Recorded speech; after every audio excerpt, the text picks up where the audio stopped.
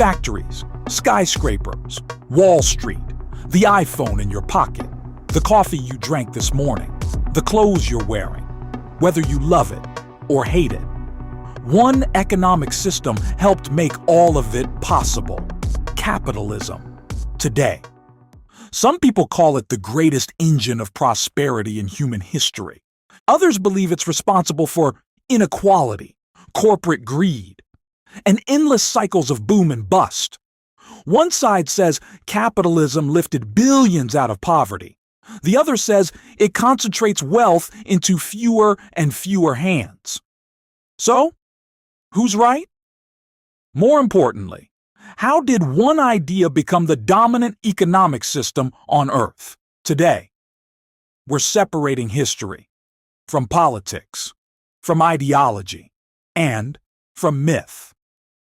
By the end of this video, you'll understand not only what capitalism is, but why the world chose it.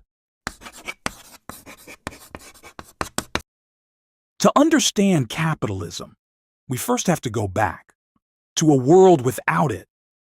Imagine living in Europe 500 years ago. Most people never owned businesses. Most never invested money. Most never climbed an economic ladder. Instead, society was built around kings, nobles, and peasants. Wealth wasn't something you created. It was usually something you inherited. Governments tightly controlled trade. Guilds controlled who could make products. Kings decided who could sell what. The average person had very little opportunity to build wealth. Then, everything changed. Ships began crossing oceans. Global trade exploded. Merchants became rich. For the first time, ordinary people, not just nobles, could build fortunes. The old system was beginning to crack. One man believed he understood why. His name was Adam Smith. Adam Smith wasn't trying to invent capitalism. He was trying to explain why some nations became wealthy, while others remained poor.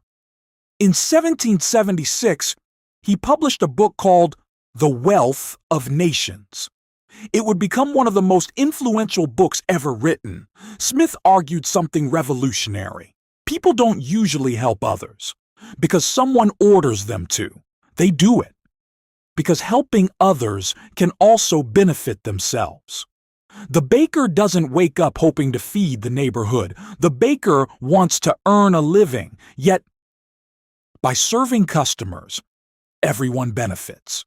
Smith called this the invisible hand, the idea that millions of individual choices could organize an economy without one person controlling everything. It was a radical idea. So, what exactly is capitalism? At its core, capitalism is an economic system built around four basic ideas: private ownership.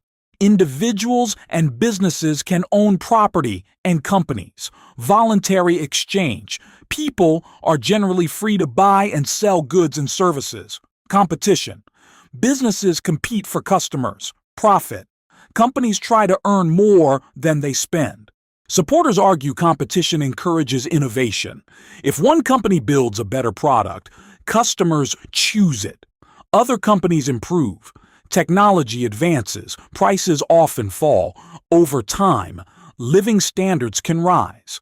That's why capitalism is often credited with fueling the Industrial Revolution, modern medicine, personal computers, the internet, and countless everyday innovations. But if capitalism creates so much wealth, why is it also one of the most criticized systems in history? Capitalism has never been without critics. Karl Marx believed capitalism concentrated wealth into fewer hands while workers received too little of the value they created. Others point to financial crises, monopolies, pollution, or widening inequality. Supporters respond that capitalism has helped reduce extreme poverty worldwide over the past several decades, though economists debate exactly how much of that change is attributable to markets, globalization, technology, or government policies. Another criticism is that markets don't always account for broader social costs. For example, a company may profit while creating pollution unless laws or regulations address those impacts. Because of concerns like these, very few countries today practice completely unrestricted capitalism, which raises another question.